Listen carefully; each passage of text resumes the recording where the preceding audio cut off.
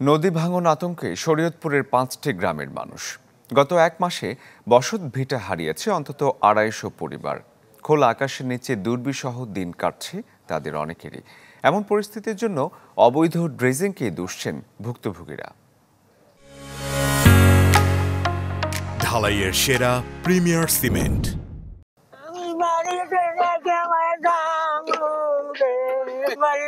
ষাটোর্ধ্ব আনোয়ারা বেগম চোখের সামনে ২৪ বিঘা কৃষি জমি বিলীন হতে দেখেছেন পদ্মার বুকে।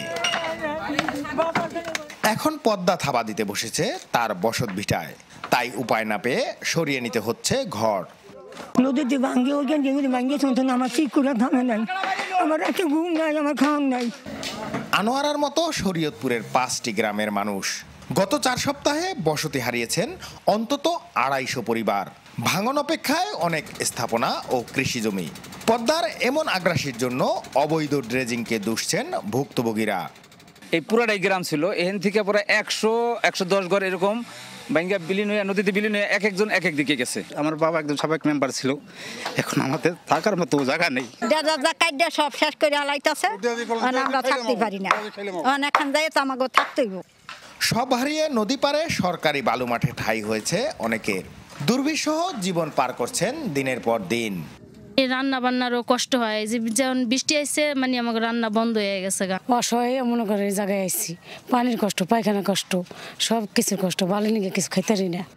এমন অবস্থায় ভুক্তভোগীদের তালিকা করে সহায়তা আর ভাঙন রোধে ব্যবস্থার আশ্বাস দিয়েছে কর্তৃপক্ষ।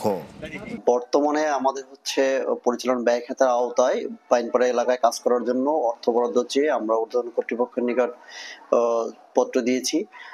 অর্থ বরাদ্দ পাওয়ার সাপেক্ষে আমরা ওইখানে কাজ করতে পারবো। পদ্মাপাড়ে ফাঁকা বালুর মাঠে আশ্রয় নেওয়া ভাঙন কবলিত এ সকল মানুষ জানেন না কতদিন থাকতে পারবেন এই ফাঁকা জমিতে। দ্রুত সময়ের মধ্যে তাদের পুনর্বাসনে সরকারি সংশ্লিষ্ট কর্তৃপক্ষের হস্তক্ষেপ কামনা করেছেন ভাঙন কবলিত এ সকল অসহায় মানুষ।